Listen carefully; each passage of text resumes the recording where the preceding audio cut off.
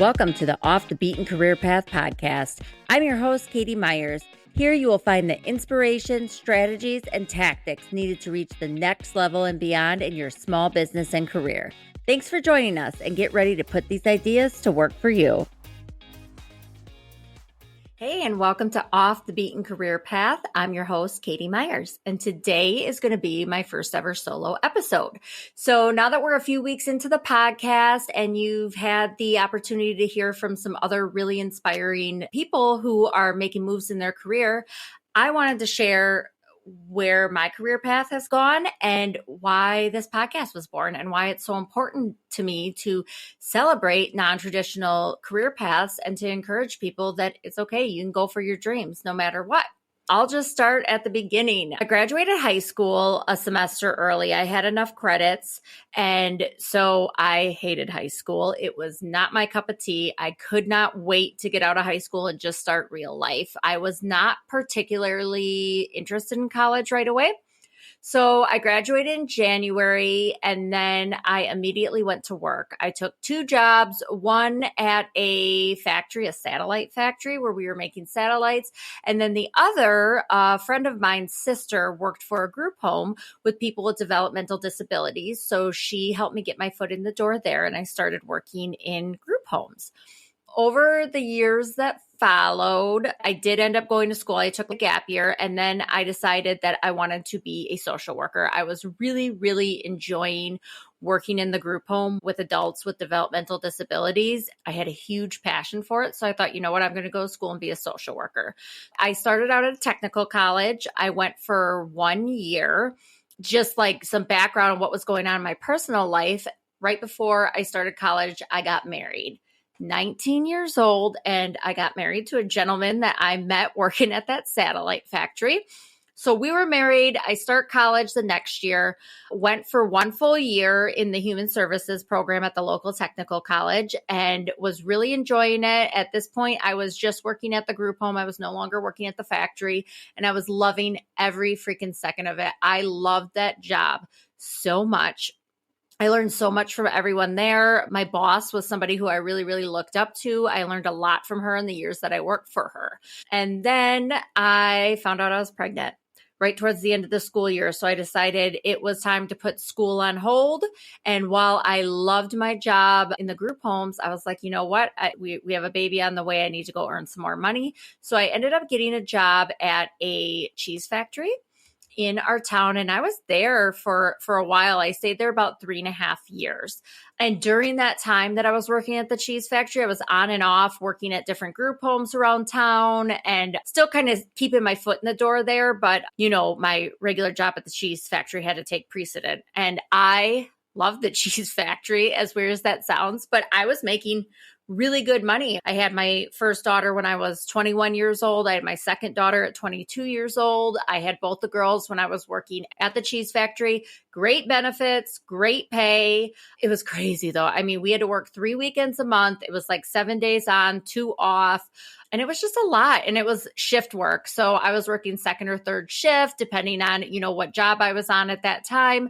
And then to get onto first shift took like 25 years. It was all based on seniority. So after a few years there, I really liked what I was doing and I was inspired. They hired a female plant manager, and I started to learn about her career and that she went to school for food science, and she had like this big important job. And I thought, well, maybe that's something I want to do. I really do enjoy what I'm doing here. But ultimately, I decided the factory wasn't for me. During that time, my marriage had fallen apart right before our second daughter was born. So I was a newly single mom, 22 years old with these 2 little babies. And while the factory provided really great, stable income, I just had to leave. I was exhausted. I needed to start a new life with my girls. And I just decided that maybe the cheese factory and pursuing higher education and moving up in that career wasn't for me. At that time, a friend of mine that I had met through working at group homes had started her own group home. So I was working for her nights towards the end of my time at the cheese factory because I'm a single mom. I had to make money to support the girls. And so I'd work at the cheese factory, usually like second shift or sometimes first shift, depending on what was going on. And then I would work third shift at her group home. And it was a sleeping shift. So I just had to go there, make sure everybody was okay. And I had my own bedroom there. I would bring a playpen. The girls would come with me and they would sleep there and I would be working. And it was great. I loved it. Shout out to Michelle. She was my boss there. She was such a good friend to me. She was such a good mentor. She was only a few years older than me, but I was so proud of her when she opened that group home. And I really aspired to be like her. That's what I wanted to do at that point. I wanted to own a group home, and that was what I was eventually going to do. So when I left the cheese factory, I continued working at Michelle's group home. And then a person that I used to work for previously was opening a new group home. So I went to go work for him in his group home. So I was working in 2 different group homes. Things were going great. I loved it. Like, that was my ultimate goal. I was like, I just need to figure out what I need to do to earn enough money so I can put some money down and I can open a group home. I always, and I don't know if everybody has the same experience, but when I look back at my career path, every single job I had, I was thinking of the next step. Like, how am I going to move up? How am I going to own a business like this one day? So I didn't think that I was somebody who would be an entrepreneur at that point. Like, I knew I wanted to do that, but it was just because I liked the idea of, being the boss. I don't know that I specifically understood entrepreneurship and why I really wanted that. Like, I just knew they were making more money than I was. I knew they had the lifestyle that I wanted. And so I was chasing that, but I hadn't been aware yet of the things that I appreciate about being an entrepreneur now. So anyway, I'm working at the 2 group homes. The owner of the group home I was working at full-time purchased a house next door and rented it out to me. And he lived way out in the country and had clients living at his home too. So he said it'd be nice if I was in town so I could be right there in case someone needed me. I felt like things were going great there. I was working my way up. I thought eventually I could have a management role here before I get into position to buy my own group home. I loved it. Loved the people I was working for. Loved the people I was taking care of. Everything about it was great. I was so happy. And then my boss, who was also my landlord, very unexpectedly committed suicide. It was tough on a lot of levels. First level, that was the first time anyone that close to me had died suddenly and in such a traumatic way. Was really, really difficult. I had to be the one to deliver the news to the clients that lived in the house, people who had, he had been their caregiver for years and years. So that was difficult. And it was the night before Thanksgiving. So it was the holiday. It was rough. And then people in the community were so kind. Come to find out, he didn't actually own the house that I was living in. It was like on a land contract or something. And so the owner of the house stepped in, who was a wonderful person, was kind to me. It's like, hey, stay as long as you need to, but we got to figure out what's going on here. And at that time, I decided I needed a break. While I loved what I did so much, that experience was pretty traumatic for me. And so I was like, you know what, time to start over again. And during this time, my ex-husband, we had been divorced, but we've always had a really good co-parenting relationship. And he had been working in Madison. At the time, we were living out in a little small town about an hour outside of us in Wisconsin, the capital city. And he had been working and commuting and wanting to move to Madison, but I was against it. And he just didn't go because it wouldn't have worked with our custody schedule for him to be that far away. But I went to him after I needed to find somewhere else to live. So I said, all right, I think I'm ready to move to Madison. So we moved to Madison with our girls together separately. We've always had 50-50 custody. So we both moved to the Madison area. And when I moved down to the Madison area, I found the perfect jobs. Because of that experience, I knew I couldn't go back to a group home just like that, just because I was still kind of working through that. And I got a job for a foster care agency, and it was level 5 shift staff foster care. It was a brand new thing in the state. So it was really, really exciting because they were forming all of the regulations and the laws and figuring this out. And I loved it. So the kids that we were serving were not your typical foster care kids. They were kids who usually had a cognitive disability or developmental disability or severe mental health issues. So while most of these kids came from wonderful families, the kids just weren't safe in their home. Some of them were dangerous to siblings and their parents. Their behaviors were really severe, and they just needed a more supportive environment.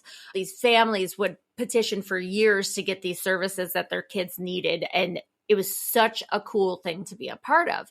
I was working third shift at that time. I was going to night school. I went back to school. I'm like, I'm going to finish this social work degree. This is what I'm going to do for me and my girls. I just want to be a social worker. And third shift there it was an awake shift, which, man, good thing I was in my early 20s because I am 39 years old right now. And I do not know how people my age work third shift. My God, I can't stay up past 10 p.m. But anyway, I was young and a go-getter then. I'd stay up all night and work on my homework and get to be a part of this really cool organization. So it was pretty exciting.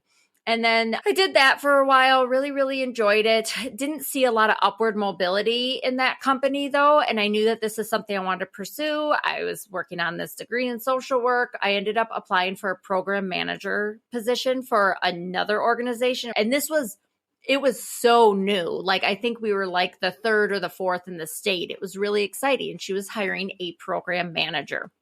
So I applied and I got the job. I had no education. I don't know, 23, 24. I was pretty young, 25 maybe. I don't remember, but it was really exciting. So I got to start with that business on the ground level.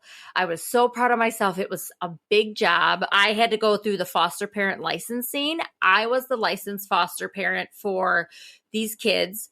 The owner of the business purchased a duplex and they, completely remodeled the thing and got it retrofitted for the kids and their needs. We had 4 girls move in.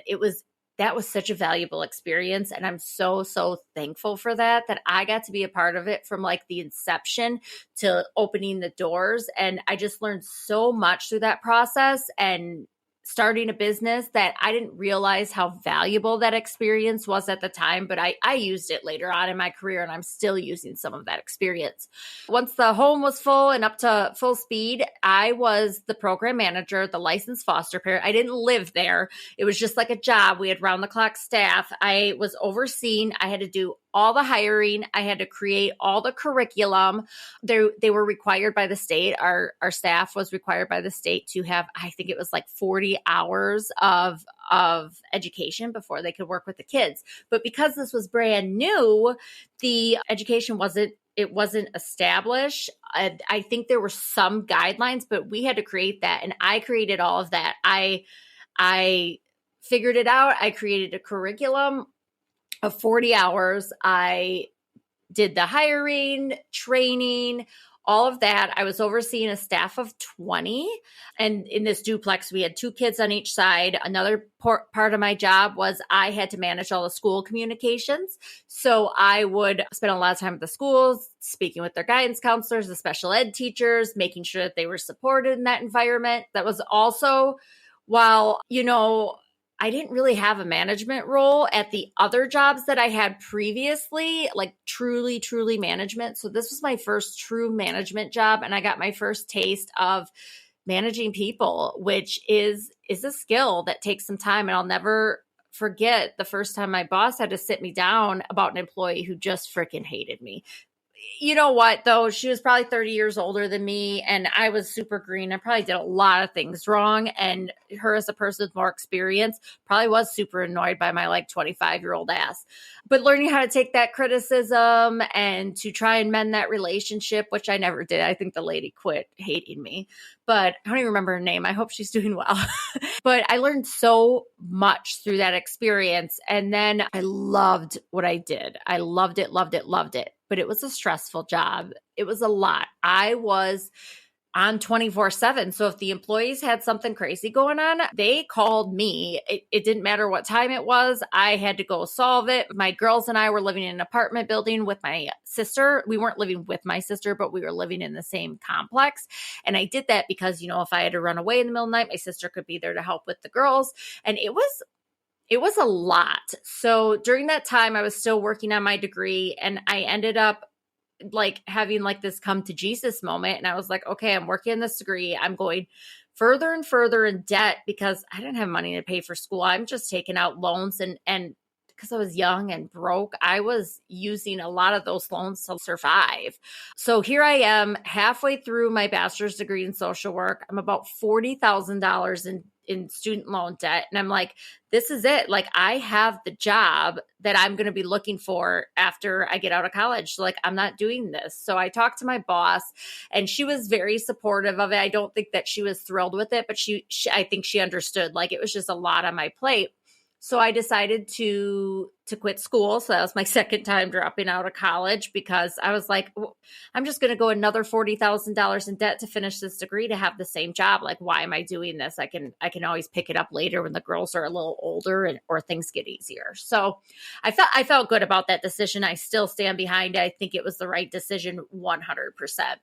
So I'm working this job. Another incredible first experience I had at that job was I got to go on my first ever business trip.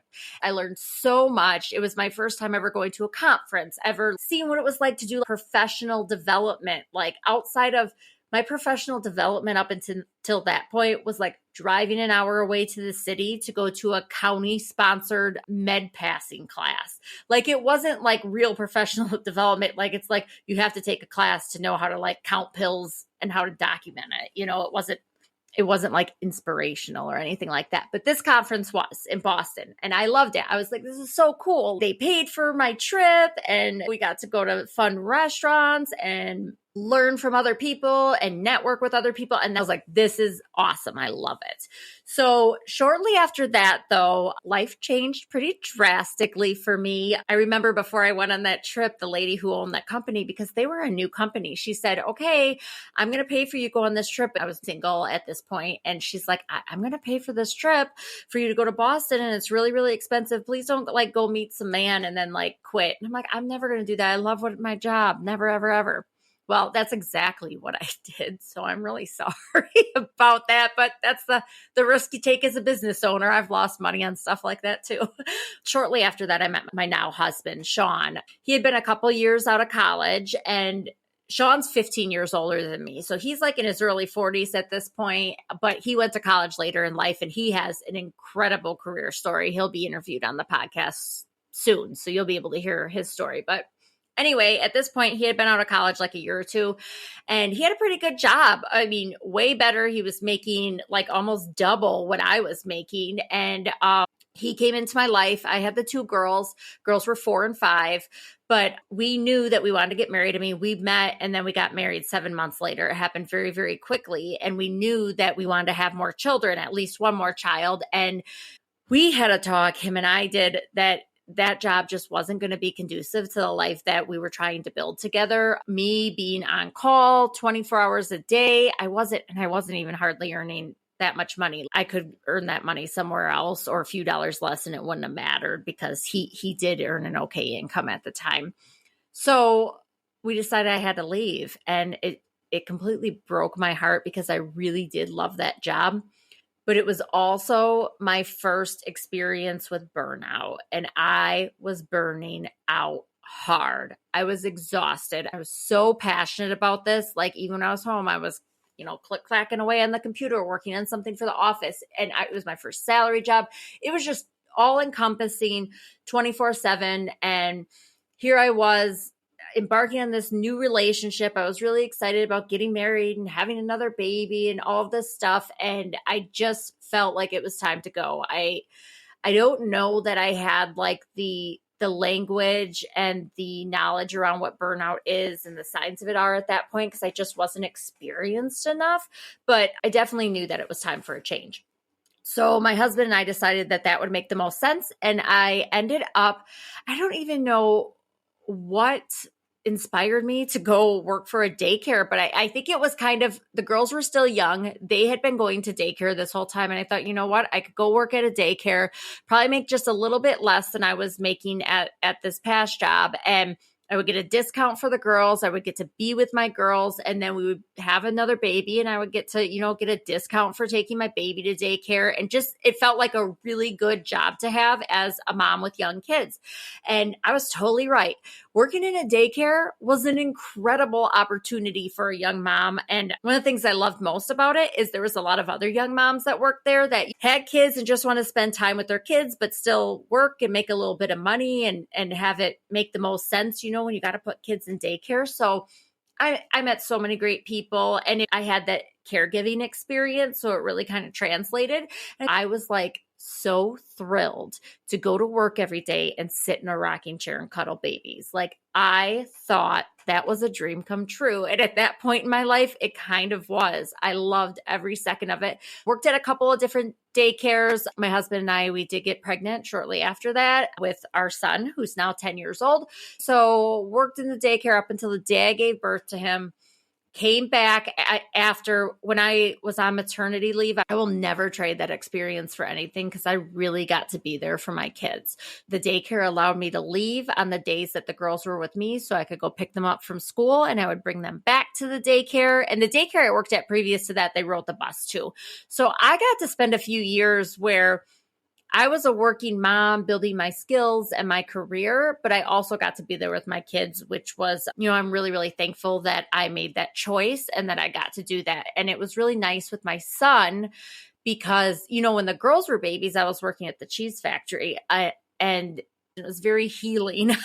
I love the daycare and one of the things that I really wanted to do is I wanted to open my own daycare. So I started making plans to open a daycare on my own. I started preliminary conversations with a friend of mine about opening a daycare together. I started looking into how I get funding, and my husband and I would sit up at night and we would be like, okay, like what's the math behind this? This is like the state subsidy and this is what we can do. And I'm like, we got to do this. So I wanted to own a daycare after just a few months of doing it. And so what I started when I was working at the daycare is they had this really great state program where daycares make more money off the kids who are getting daycare assistance. Like they get a higher rate from the state based on a bunch of factors. And one of those factors is education of their teachers.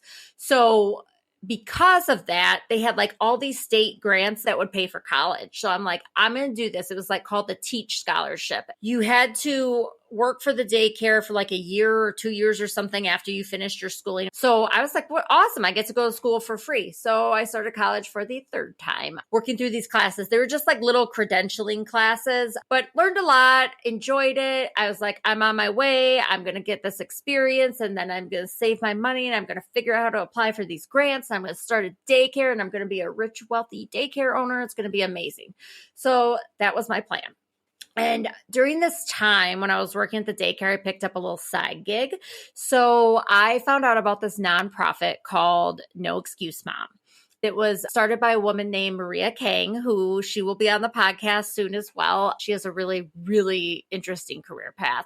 Maria started this nonprofit, and it all came to be because she had a photo that went viral on Instagram about fitness after having babies. So she starts this organization.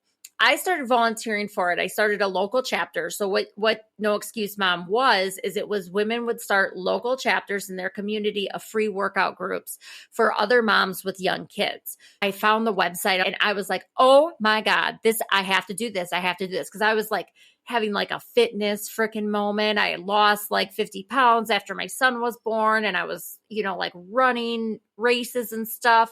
So I was like having a fitness moment. I was like, I got to do this. This is so great. I'll get to be at the park with my kids. I'll get to get my fitness on. I'll make some friends.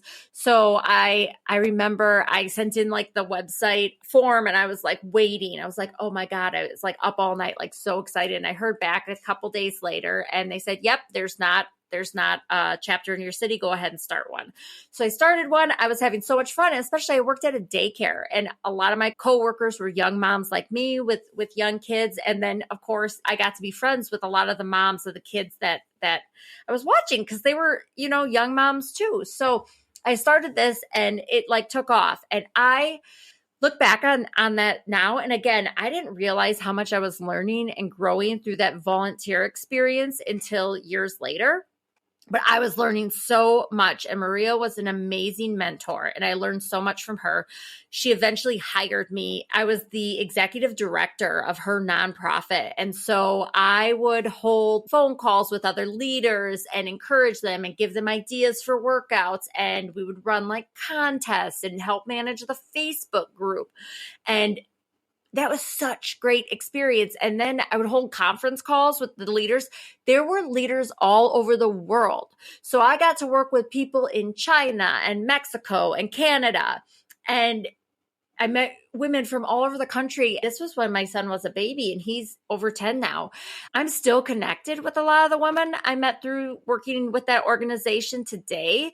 I love them and I consider them friends. And I mean, some of them we've met in person, some of them we've never met in person, but it was such a cool experience and I really learned a lot. And I'm so thankful for the relationships that I still have because of that.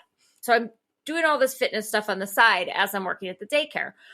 Well, one day, it's the end of the night at the daycare. The assistant manager comes into my classroom and said, "Hey, before you leave, you need to come in and talk to the boss." I'm like, "Okay, sounds good." So I go in the office and I had never been fired before. So I was pretty ignorant to what was about to happen.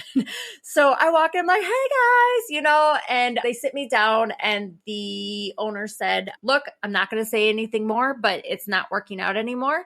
Oh my God, was I stunned. I had never been fired from a job before. So that hurt my ego. That was not fun. I remember she let me go. And then that like 2 days later, I was doing my first ever 50-mile ultra marathon, which is a story for another day, but it was a ride. It was an emotional, really long run right after losing a job for the first time. So the good news was I had just turned down a job at a new gym, a new Orange Theory Fitness, which is a huge franchise. It was the first one opening in the area. And I had been offered a position, but after like speaking with my husband, I couldn't give up the free daycare. So what our plan was is my son at this point is only like maybe 2. And I was going to work at the daycare until he went to kindergarten because I wasn't making a lot of money, but the free daycare, we made too much money to get daycare assistance. Like there's no other way we could have made it work. I would have taken home less money if I was making more, So I was just like, you got to work at the daycare until he goes to school. So I turned down this role at Orange Theory Fitness. And then I went back to them and said, "Hey, you know what? I had a change of heart. I'd like the job here." And they accepted me right away. I loved it. That experience changed my life forever. So it was challenging. We had to hire a babysitter to come into the house and I had to juggle schedules. So while I'm working there, though, my job was to sell gym memberships. And I don't know if you've ever been to Orange Theory Fitness, but it's not inexpensive. And especially then, like this was like one of the start of like the boutique fitness, the higher end gyms, the big box gyms were like $35, $40 a month. And then you have this new concept and it's like, it's like $180 a month or something. I had to sell these memberships and I was really into like working out. I'm just like, oh my God, there's people that pay this, and I wasn't in a financial position that was something I could have afforded. So it was just kind of blew my mind that people would pay that. But that was my first experience ever in sales. So they trained me in the sales process. I was really into fitness, but I was never small. I was probably like, 180, 190 pounds, 200 pounds at this point. So I was overweight. I'm only 5'2". And so I'm selling these gym memberships, these high-end expensive gym memberships. And I was doing a really good job at it. And I thought, if I can sell gym memberships as like an overweight lady, these expensive ass gym memberships, maybe I can put this sales talent that I seem to have to use in a different industry where I can make more money, because it was not a sustainable income. And while I really liked working in the gym, I thought, here are my choices. At this point, I'm like 30 years old. Either I stick with the fitness thing and I become a trainer, or I open my own gym. I can do that, but I wasn't particularly attracted to that. Like I liked the idea of it, but I wasn't attracted to that because working in the fitness industry, that's nights, that is early mornings, it's evenings. That's when people do the fitness stuff. They don't do it from 9 to 5. So I was like, I don't know if that's really what I want to do. Even if I want to run a business like that, that's, off hours like that. Like I really enjoyed the Monday through Friday type of deal after I had some experience doing it. One of these women that I had met through working with No Excuse Mom was a group leader out in California, and we had become friends. Shout out to Gale. She and I talked a lot on the phone. We talked over Facebook, and she told me, I think you would be really good at insurance. She had just started her first job in the insurance industry. And I was like, oh, really? You do? And she's like, yeah. And so I thought, what the hell? I'm going to be an insurance agent because she was just getting into it. So she's like, you can make so much money. It's amazing. I went and interviewed for a few different companies and ended up landing on one particular is a small regional insurance company. I took the job in insurance and loved it. It was really, really hard to get started. I don't know if you know anything about the insurance and financial industry, but I had to pass 4 insurance exams and 2 investment licensing exams. So it was a lot. I didn't even know what the stock market was. And here I was, somebody who had worked in group homes and a daycare. And I was like, you know what? I'm going to be a financial advisor and I'm going to be an insurance agent.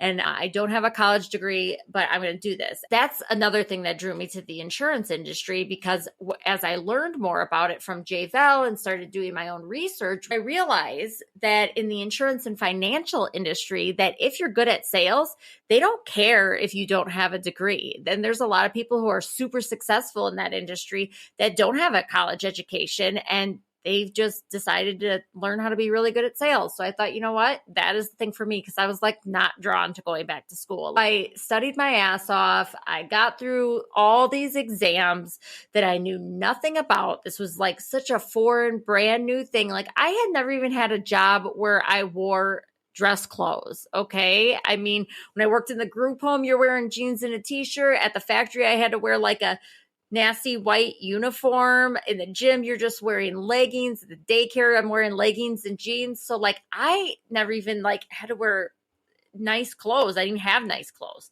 So I had to go buy them. And I also didn't know how to behave in an office. I was raised without a lot of money. My parents had stable jobs. There was always food on the table, but we didn't have a lot of extras. And my husband and I were just getting started in our careers. And while he had a pretty good career, we were raising 3 kids and living in a city and we just didn't have a lot of extra money.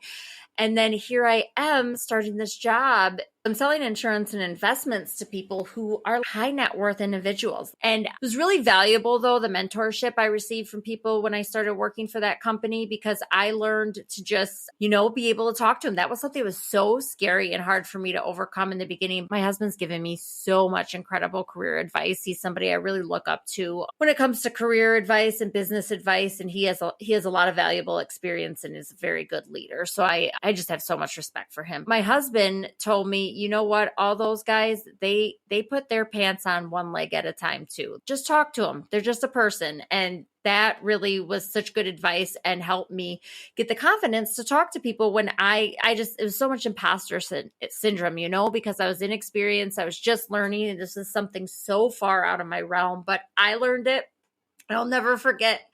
This is so funny looking back now and where my career has gone in the insurance industry, but I'll never forget. It was Memorial Day weekend and one of my clients at this company, you didn't do a high volume. Nobody did a high volume. And, it was a really good month if I would bring on like 4 or 5 new households. So like everyone that became my customer was like my best friend. Like I really, really felt that way. And there was this one particular customer and I really connected with her and she was, my age and she was nice and everything. And we really I liked her. And she called me Memorial Day weekend. We were at my parents' house with the kids, my husband and I, and she calls me and she had a claim. And it was the first time any of my clients had a claim because I didn't have a book of business or anything. I was building my own book of business. Lightning hit her water pump and the water pump went out. That sucks. She was upset, didn't know what to do. She's just a new homeowner. But it's not a big deal. Now that I've been in the insurance industry for nearly a decade, oh my gosh, people's houses burned down, their cars are totaled, their kids are injured, really, really bad stuff happens. As far as claims go, yeah, they don't have running water. That sucks. That needs to be taken care of. But it wasn't that big of a deal. So she calls me upset, I don't know what to do. So I'm like, okay, I'll get a claim started. I didn't even know what to do, but I was so excited. It was my first ever claim and I was so scared. I get the claim started and then I start having so much anxiety about, oh my God, what if she's not covered? What if is it paid? And I am laying on the couch at my mom's house crying because I'm just like, it's so funny now looking back on it because I mean, now that's something I deal with every day, but that was like, I was so terrified it wouldn't be covered. And how would I explain to her? And this person put their trust in me and we have to be able to deliver on the promise and all of this. But luckily it was covered. The claim went great. But as I was laying there crying about whether or not this claim would be covered, just like having anxiety, and it was just inexperience. And I remember my husband looking at me and just being like, for real, Katie? Like, is this what you're going to do every time a customer has a claim? Like, are you sure this is what you want to do? And I thought about it and I realized how not big of a deal it was later on and got, control of my emotions around claims. That was the very beginning of my career. And then another like very pivotal moment in my career involves my husband as well. But the first time we ever went to a big event, so I had only been there for a few months and we got to go to the first ever awards event and they put us up in a fancy hotel in Minneapolis, and we had little kids. We weren't like getting away on couples vacations, money was tight. The kids were little. We were both trying to establish our careers. So we hadn't really had a lot of experiences like that. So we go to this fancy banquet. They put us up in this nice hotel. It was so fun. And while we're at the banquet, my husband looked at me and he's like, look at these guys, Katie. Like none of these guys, some of them look like dumbasses and you're so much smarter than them. And if they're this successful, you can be this successful at this. And that him saying that to me has carried me through some really, really tough times in my career and times when I didn't believe in myself or didn't think that I could, do the things that I wanted to do in this industry. And I will forever be grateful to him for that. That was so encouraging. And I go back to that moment a lot and think about, what, if that guy can do it, why can't I do it? There is no freaking reason that I can't do what anybody else is doing. The number one insurance agent in the country doesn't have anything that I don't have other than a number one insurance agency in the country. But you know what? If I wanted it bad enough, I could get it. And I just, him saying that to me was the start of me gaining this radical confidence that I think has brought me so far in my career. Loved everything about that company, loved my managers, loved my coworkers.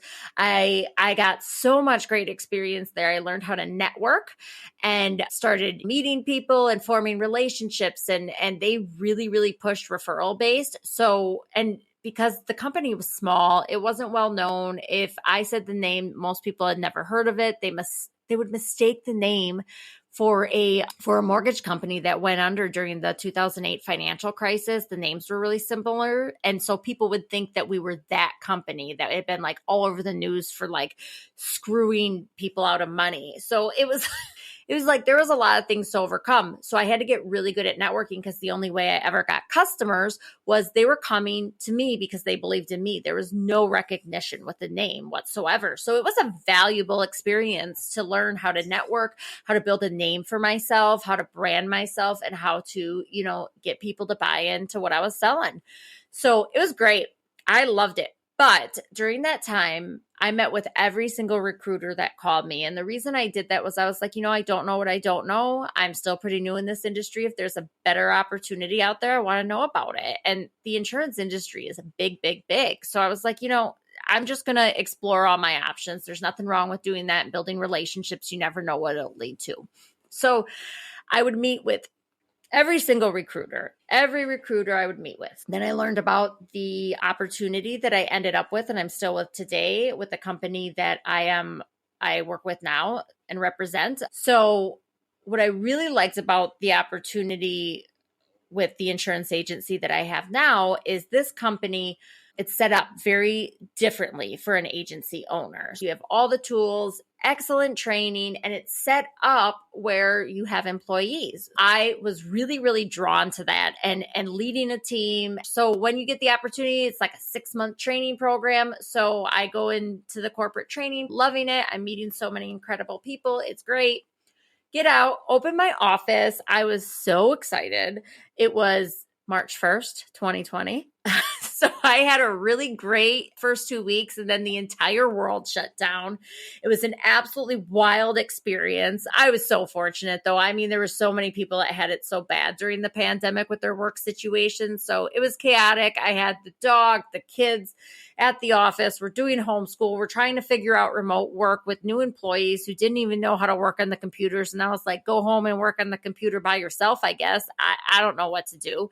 It was a lot, and it was a great experience. I learned a lot, grew a lot in those first couple of years. And so that's where I'm at now. So that was 3.5 years ago.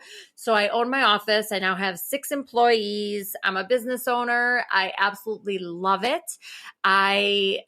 I love what I do, and I love the marketing aspect of it. I love the networking part of it. I love meeting with my customers. I love leading my team. I have the best team in the world. I am so fortunate. I have 2 full-time ladies in particular that have been with me over 3 years, each of them, and there's people I genuinely love being around. We have 6 people on the team and me. I love every single one of them. I love going to work every single day. There has never been a day since I have opened that office that I haven't felt immense gratitude for where I am today, for the opportunity that I have, that I get to give back to my community, that I get to have a good income, and income good enough to give back in a meaningful way. I get to make donations. Like, that's something that's so important to me. I always wanted to be like this pillar of the community, and this career has allowed me to do that through my business.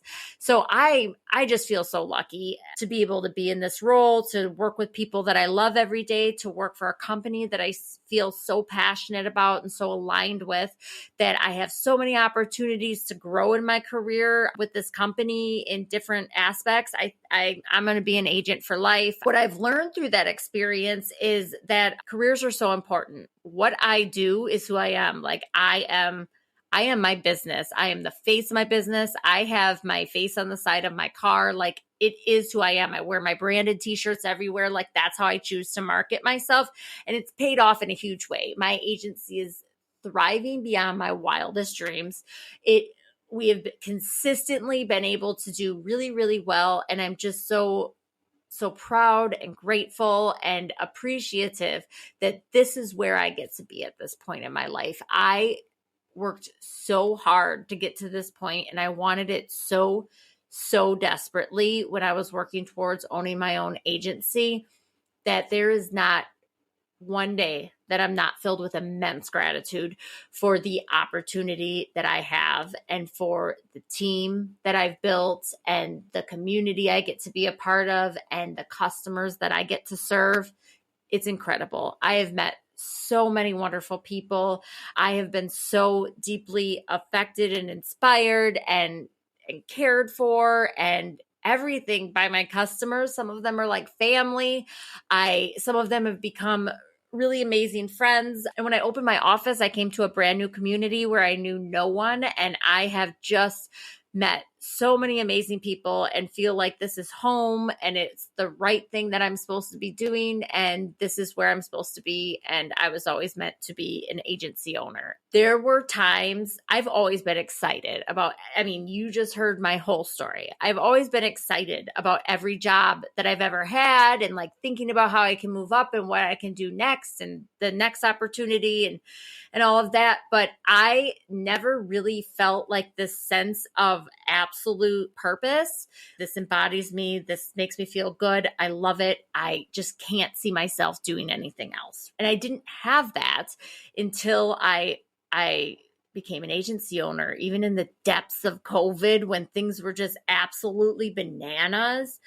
I feel nothing but incredible gratitude and excitement for this opportunity. I love it so much. And what I came to realize is not everybody feels that way about their career. Why not? I think work is such an interesting thing. It's always been so important to me and a big part of my identity. And maybe some people, they just don't see it as a part of their identity. So it's not as important. But I think we all have the right and the opportunity to create a career that we love if that's something that's important to you and something that you want. So why not go out and create it? And I want to create that opportunity. I want to create the opportunity for the people that work for me. I want them to, if they want to stay with me forever, to, use their unique talents and know how to create the career that they really love. Or if my office is just a stop on their career journey, I want them to get all the experience that they need and want to move on to the next thing in their lives. Because I just feel like on my journey to get to this point, so many people were such amazing mentors and went out of their way to just teach me and be patient with me and help me become the professional that I am today. All of the experience from the cheese factory to the daycare to working in group homes, all of that experience I use every single day in my dream career, living my dream life. And I'm just so thankful for all of those people. So I really want to be that person. I want to be that person as a leader for my team. And I want to be that person for my friends, for people that I network with, because I wouldn't be where I am today if it weren't for the people that did that for me. So that's something that's really, really important to me. And so how this idea was born for the Off the Beaten Career Path podcast is I just always feel like that's part of, I'm not really religious or spiritual really, but I just feel like that's a part of my purpose and what I need to do to feel fulfilled in my careers. I want to give back in the way that so many people poured into me. And so I always like the idea of a podcast. I'm really into personal development, right? I've been into that for quite a few years. I love Rachel Hollis and Amy Porterfield and Jenna Kutcher and all these like great Tony Robbins, all of those people. I've always been into the personal development stuff. So I'm really fascinated by those careers too. And while I'm absolutely love what I do in my agency ownership career and business, I also I'm so invested in this personal development stuff. And it's something that I always wanted to explore as, like a passion project or something I can do on the side in addition to the career that I'm so very thankful for and so in love with. So I thought, maybe someday I'll want to do a podcast. I ended up getting connected to Jamie Gale, who is the producer and owner of Lit Path Studios. And it was just, it felt right from the moment that I met Jamie, and I knew this was the right fit. And so Jamie and I threw around some ideas. She's been a wonderful mentor and creative partner in bringing this podcast to life. And I'm so excited to see where it goes. The podcast was born, and now I get to impact more people. My story is just one story. There are millions of people in our area who have a career story that they feel passionate about, that they're excited about. And I want to create a channel for that to be shared with the world, because there's somebody out there who may need that inspiration, and then they can feel as freaking excited as I do every day to go to work and feel so passionate and such a sense of purpose and love for where you spend your days. I want to share those stories, and I am absolutely fascinated by them. I love hearing people's stories of how they've overcome the odds or a big hurdle or taken this weird path, because not everybody does the traditional path of going to college and getting a job and then sticking in that job for 40 years. My parents are baby boomers. A lot of them did that. My dad did. He worked in education his entire career. That was normal. Or you worked for a factory and you got your pension and you got your gold watch at 30 years. That's not the culture of working anymore. That is very much not the world that we're living in today. So I think it's really, really interesting to hear about people who have come up with non-traditional career paths. And I want to hear those stories, and I want to share those stories with the world and hopefully inspire other people to go after their dreams or to try something new that they didn't know if they could be good at it. And then they find out that it's just what they were always meant to do. I'm so glad I tried something outside my comfort zone, and I'm glad I came into contact with people who introduced that to me and who mentored me and helped me get to where I am today.